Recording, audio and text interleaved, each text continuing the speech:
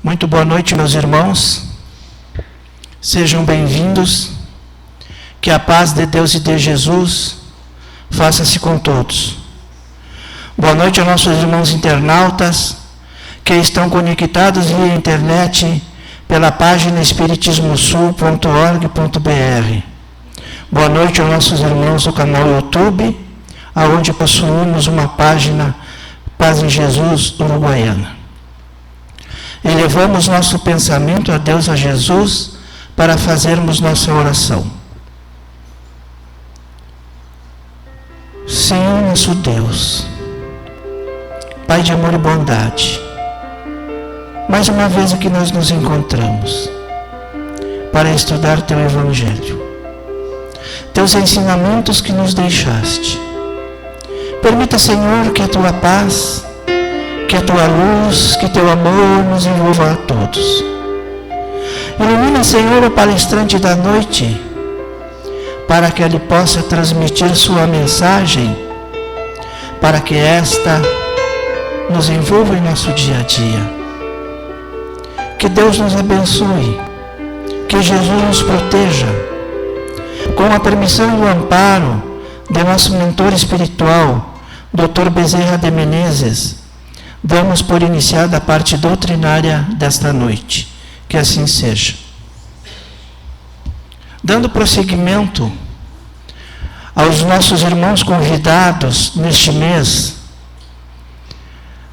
para que possamos comemorar o aniversário da nossa casa, que no dia 1º de fevereiro completa 73 anos. Hoje aqui está conosco o nosso irmão Bruno, do Departamento Doutrinário da UNE, trabalhador da Sociedade Espírita Amor e Verdade, Miguel Félix. Que Deus abençoe, que Jesus o proteja, que ele possa trazer a sua mensagem nesta noite.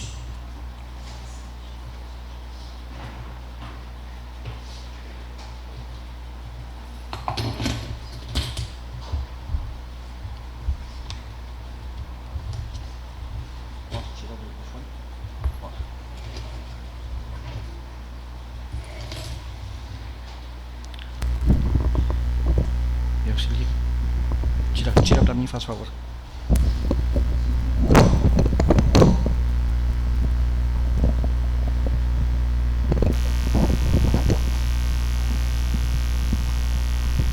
Meus queridos irmãos, uma boa noite a todos os irmãos. Eu posso dizer assim que estou muito feliz por hoje estar visitando esta casa tão amada e os meus queridos irmãos. Então, atendendo o convite dos nossos irmãos, eu trouxe para a nossa atividade da noite de hoje, como o tema é livre, um tema deste livro aqui, ó, Máximas de André Luiz.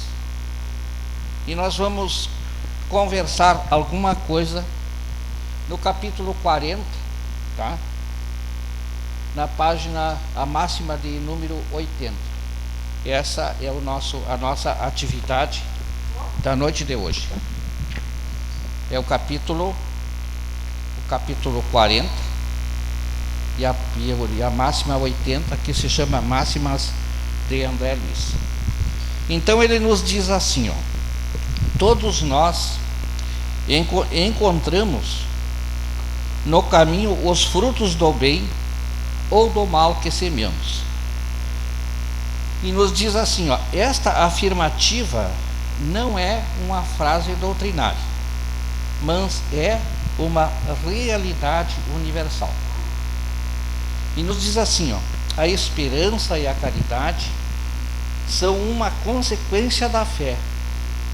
Essas três virtudes formam uma trindade inseparável. Não é a fé que sustenta a esperança de se verem cumpridas as promessas do Senhor, porque se não tiverdes fé, o que esperareis?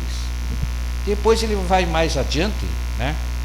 E nos fala assim, tem coisas muito interessantes, mas agora nós vamos fazer a nossa conversa. Nos diz assim, é importante ter sempre ciência que Deus, em sua infinita justiça e bondade, nunca dará um peso superior às nossas forças, como tão bem nos ensina o Evangelho. E mesmo que algumas situações aparentem ser insolúveis, sempre conseguiremos superá-las quando nos propusermos firmemente resolvê-las. Então, meus irmãos, eu fiz um apanhadinho aqui, ó, e nós vamos fazer essa interpretação quando ele diz assim: todos nós encontraremos no caminho os frutos do bem ou do mal que sememos. E nos diz que essa afirmativa não é uma frase doutrinária, mas é uma realidade universal. E justamente assim. Então, ao iniciar o nosso trabalho, nós vamos assim pedir, né, que possamos acalmar os nossos corações, né, que consigamos trazer à nossa presença o nosso querido amigo Jesus. Que Jesus esteja conosco nesse momento, nesse nosso encontro fraterno da noite de hoje. E nós temos, meus irmãos, na nossa caminhada, né, no nosso trajeto, nos nossos dias e nas nossas andanças, que nos afirma que nós vamos nos encontrar com os frutos daquilo que nós semeamos, daquilo que nós plantamos. Nós vamos fatalmente nos reencontrarmos com eles, né? Nós vamos nos reencontrar com eles. E nos diz assim, ó, que a fé, né, a esperança e a caridade são uma consequência da fé. E essas três virtudes formam assim uma trindade universal. E nessa caminhada, meus queridos irmãos, nós vamos nos deparando, nós encontramos muitas dificuldades, é certo. Nós encontramos muitas surpresas, né? Nós encontramos muitas indagações e nós nos deparamos com muitos porquês, que nós necessitamos resposta daqueles porquês, daquelas interrogativas que nós nos encontramos, que é fruto das nossas dificuldades. Então, em Mateus 16, 27, nos diz assim, ó: cada um segundo as suas obras, né? Cada um segundo as suas obras. E quando nós falamos na fé inabalável, se é cada um segundo as suas obras, é necessário assim que nós tenhamos assim uma fé robusta, para nós podermos entender essas dificuldades que nós encontramos. E essa fé, ela vai desenvolver em nós a esperança de dias melhores, a esperança de que nós possamos sermos virtuosos da nossa caminhada. Porque se nós não tivermos fé, o que seremos, como nos recomenda ali? Então é necessário que nós tenhamos uma fé robusta para que alimente a nossa esperança. E essa esperança assim, seja um perfume na nossa vida, seja aquela força, seja aquela vitamina dos nossos dias, para nos ajudar na nossa caminhada. Mas isso aí tem que ser através da nossa fé. É a nossa fé que vai nos alimentar. Então eu lembro de um trabalho que uma senhora que era da Fergas, ela veio fazer numa casa espírita, e ela fez uma pergunta muito interessante. Ela disse assim, ó: me responda uma coisa, quem são os verdadeiros espíritas que estão aqui hoje? Aí a gente foi se encolhendo, né? Se encolhendo, um foi olhando para o lado, o outro foi olhando para o outro foi quietinho, o outro foi baixando a cabeça, e ela esperou um pouquinho. Aí ela disse assim, olha, todos nós somos, né, os verdadeiros espíritas que nos encontramos aqui, porque todos nós estamos neste momento com um propósito de trabalhar as nossas más tendências, resistir às nossas más tendências e fazermos as aquisições que ainda não temos, que perdemos em outras oportunidades de termos aprendido. Então nós somos os bons espíritos, porque nós estamos fazendo este esforço de domar as nossas más tendências, né? Domar as nossas más tendências. E quando nós nos encontramos nessa que fala dessa caminhada que nós temos, né, nós nos vamos deparar certamente com a justiça divina, que ela é igual para todo mundo. Então tem muitas coisas que nós não conseguimos respostas, principalmente assim quando nós vemos os desencarnes prematuros, né? Nós vemos, mas por quê? Por que acontece isso aqui? Por que é um jovem desta forma, dessa outra forma? Por que muitas vezes é um bebezinho, né, de poucas horas de vida terrena, né? Dura 1 mês, dura 3 meses. Por que vem com uma enfermidade tal, com uma anomalia tal que não se encontra explicação para aquilo. Então lá, quando nós vemos isso aqui, o que diz assim, ó, cada um segundo as suas obras. E nós vamos ver assim, ó, que a justiça divina é que está nos acompanhando, é que está nos envolvendo todos nós nesse processo educativo. E que muitas vezes esses irmãos que estão por poucas horas junto conosco, pouquíssimo tempo, né, é muito bom para ele e é muito bom para nós. Tem-se visto nos trabalhos mediúnicos irmãos dando depoimentos em que aquelas horas que eles passaram no seio de uma família e que eles tiveram aquele período na gestação foi de extrema valia para eles, porque foi um momento do encontro que a lei do amor estabelece, que aquela lei de Deus, a lei divina, estabelece esse reencontro. Não é o primeiro encontro, é o reencontro. Então isso é necessário, isso é benéfico. E por que acontece isso aí? Nós ainda não sabemos o nosso passado, porque nós temos assim, o esquecimento. Por misericórdia divina, nós temos o esquecimento do passado, mas por algum motivo nós temos que nos reencontrar e nós temos que passar por essas anomalias da vida. E é na prática, meus irmãos, na prática das nossas provas, né, das nossas dores, dos nossos desafios, é que nós vamos mostrar a coragem da nossa fé, a robustez da nossa fé. É ali que nós vamos nos conhecer, é ali que nós vamos ser fortes, nós vamos ser corajosos, ou nós vamos estremecer. É nessas horas que necessita assim, ó, a coragem da fé, a robustez da nossa fé. É neste momento que é exigido de nós. É nesse momento que nós temos assim o que nos amparar no nosso evangelho. E quando nós vemos assim, nós conversamos sobre os desencarnes prematuros, nós perguntamos assim, ó, e a gente vê muitas afirmações que dizem assim, não, mas foi Deus que quis. Não, meus irmãos, não é Deus que quis. Está na lei natural, é a lei divina, a lei natural. Por algum motivo, essa criatura, esse irmão, teve esse estágio, esse pouco estágio, mas de grande benefício para quem o recebeu, no núcleo onde ele nasceu e para ele mesmo, né? Então, nada assim, ó, nada deixa de ter o porquê. Todos os nossos acontecimentos da vida, né, têm um porquê.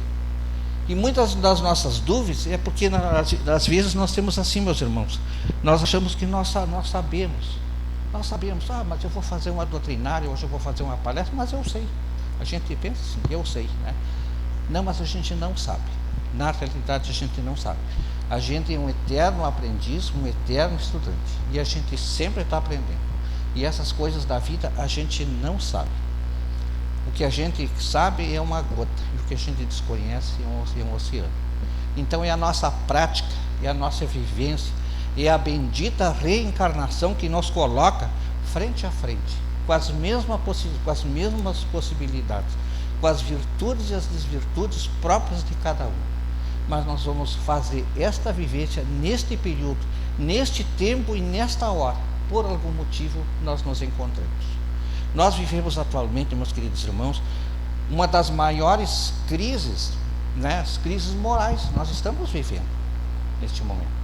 Nós subimos, não vamos nem enumerar o que está acontecendo. Mas isso vai nos deixar um ensinamento, tanto agora quanto para depois. Vai deixar. Isso vai ter, tudo tem uma causa, alguma coisa causou isso aí. Mas vai deixar um ensinamento, porque já tem um efeito disso aí. Nesse momento, meus irmãos, quantos professores estão trabalhando, ganhando a terça parte do seu salário? Quantos irmãos que fazem a limpeza da rua, que tiram o nosso lixo, também estão trabalhando pela migalha? Os bombeiros também não estão recebendo o que deveriam receber. Então tudo isso aí, meus irmãos, está nessas pessoas que estão trabalhando, e o pior é que não estão deixando de trabalhar. Está se desenvolvendo a lei do amor. Porque tem enfermeiros que estão trabalhando, estão cuidando da nossa saúde. Tem médicos que estão fazendo a sutura dos nossos ferimentos, estão trabalhando para amenizar a nossa dor. Então isso aí é o amor em ação, é a caridade através dos seus diversos segmentos, das suas diversas manifestações. Isso também, meus irmãos, vai ter um efeito. Não é só quando existe a tragédia que existe a causa e o efeito. Quando existe o bem também. Tudo aquilo que nós fizermos de bem vai trazer um efeito positivo, vai trazer um efeito harmonioso, e nós sabemos disso. O bem que nós fizemos para outro e o bem que nós recebemos, e o bem que faz bem a quem nós fizemos o bem. E assim se processa essa caminhada, essa questão, né, da evolutiva, e questão evolutiva. Então, meus queridos irmãos, todas essas coisas nós temos que buscar assim, o processo educativo, a reencarnação educativa, a lei divina educativa. É que todos nós temos a nossa bagagem e que nós não conhecemos e às vezes nós nos surpreendemos. Mas é um processo educativo. É um processo educativo, né? Vamos mais adiante. Agora eu trouxe também assim, como nós estamos falando em questão de causa e efeito, eu trouxe uma história para os irmãos que tem numa obra espírita, que nós vamos falar de um cidadão que nós vamos dar o nome dele de Mário, né? Nós falamos na nossa introdução, nós falamos dos desencarnes, né? De pessoas, de irmãozinhos com vida recente, de poucos dias. E nós vamos dar, nessa nossa história, nós vamos dar o nome desse nosso irmão de Mário, tá? Então o Mário, ele estudou na Universidade de Coimbra, tá? E ali ele se formou, e ali ele fez as suas aquisições de conhecimento, tá? E ali o Mário se preparou para ir trabalhando, e esse conhecimento, né, essa habilitação deu para ele também facilidades financeiras, possibilidades financeiras que o Mário antes não tinha. E assim ele foi levando a vida dele. Nessa caminhada, esse nosso irmão, ele tinha uma dificuldade, tá?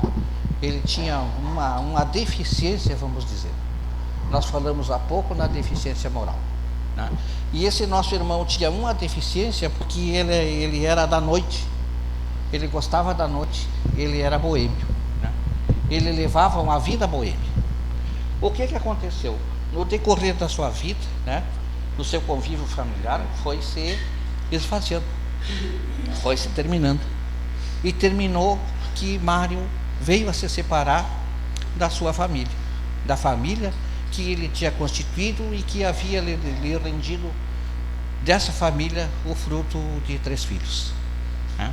Mário teve que se separar.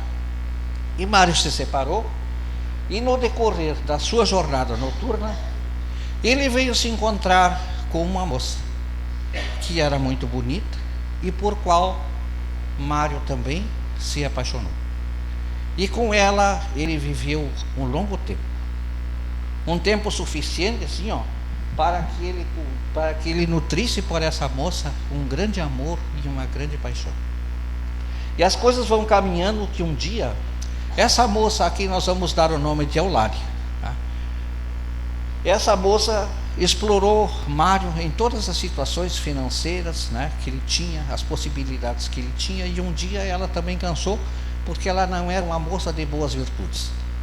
E aí, vamos falar em a linguagem chula, ela dispensou o Mário. E o Mário entrou num processo, né, num processo depressivo, de angústia, por ter perdido aquele amor que tanto amava, aquela mulher que ele tanto amava. E ele procurou se aproximar de Eulália. Ela já tinha um outro relacionamento, e ele esperou um dia que o outro companheiro de Eulália não estivesse, e procurou Eulália, levando para ela assim aquela necessidade que ele tinha do carinho de Eulália, que ele queria voltar, que ela voltasse para ele. Colocou todos os pingos assim, que ela voltasse, porque ele não estava conseguindo viver separado de Eulália. Aí ela escutou a sua história e ela não deu assim ouvidos para aquele convite, né, para que ele chamava ela. E ela foi sarcástica, né?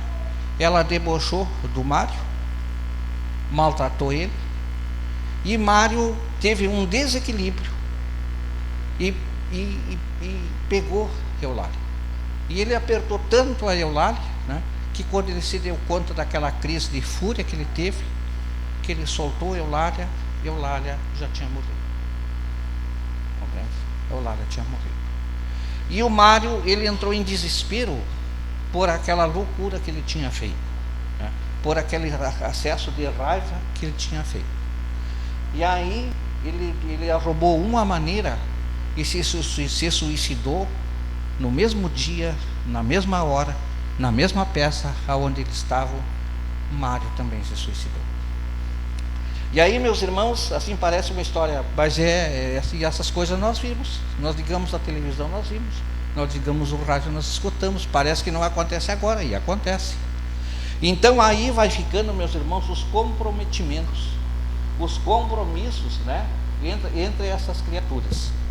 E esse nosso irmão foi aonde nós conhecemos, ele ficou abrigado no Vale dos Suicidas, aonde estão todos aqueles, né, que cometem este ato translocado, no Vale dos Suicidas. E aí foi passando o tempo, e nós vamos ver assim a misericórdia divina. A misericórdia vai estar presente em todos os tempos, em todas as horas, em todos os lugares. E a misericórdia divina estava presente num grupo chefiado por Maria, a mãe de Jesus, que visita esse lugar para resgatar esses irmãos que já estão em situação de serem resgatados, que estão aceitando, né, o auxílio do resgate. Então Mário foi trazido, né, para um hospital, aonde ele começou a ser tratado, aonde ele começou a fazer aquele refazimento do seu ato translocado. Mas Mário, olhando para si, ele tinha aquele sentimento de culpa, aquele processo de culpa interior, aonde ele olhava para as suas mãos e dizia que ele não queria ter aquelas mãos, que ele não queria mais ter aquelas mãos, porque aquelas mãos foram as mãos que mataram a mulher que ele amava. Aquelas mãos foram as mãos que mataram a Eulália, a mulher que ele tanto amou.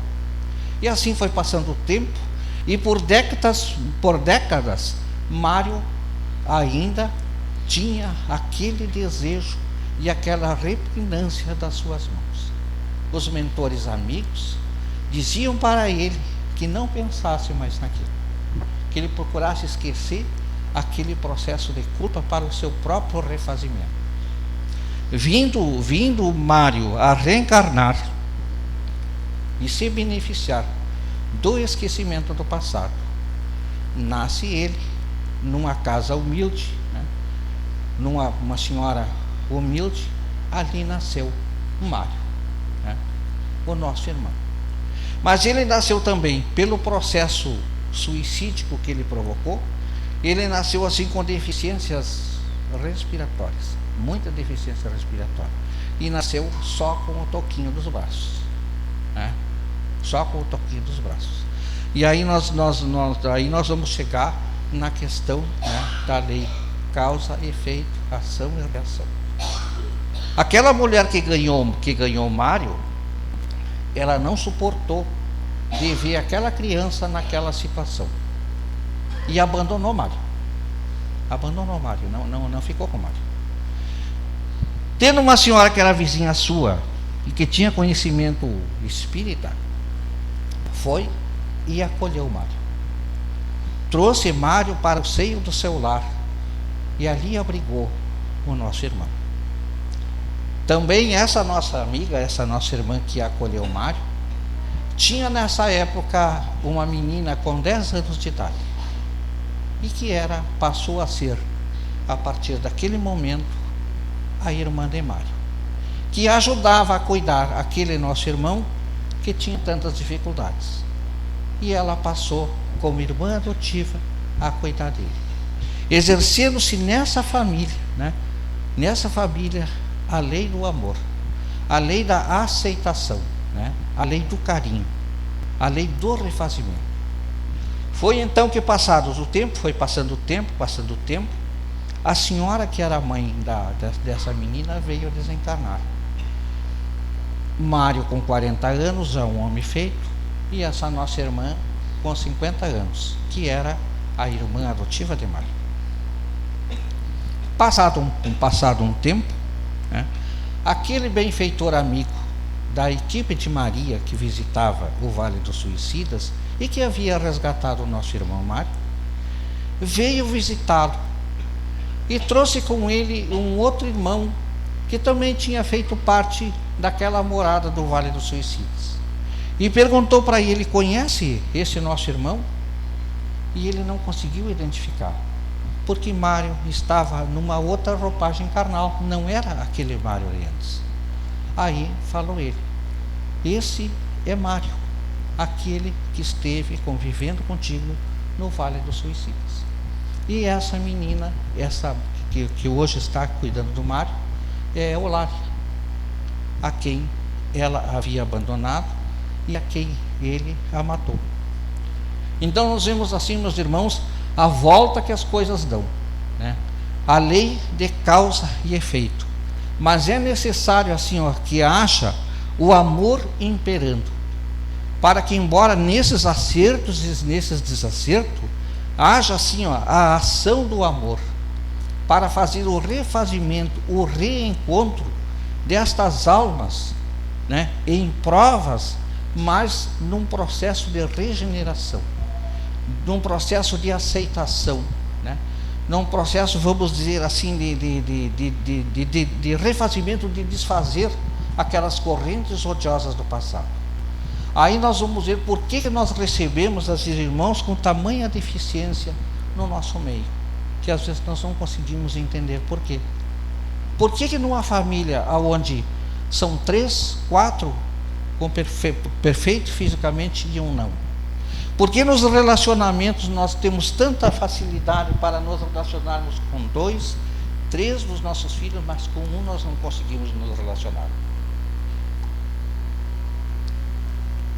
E aí nós vamos fazer essas indagações.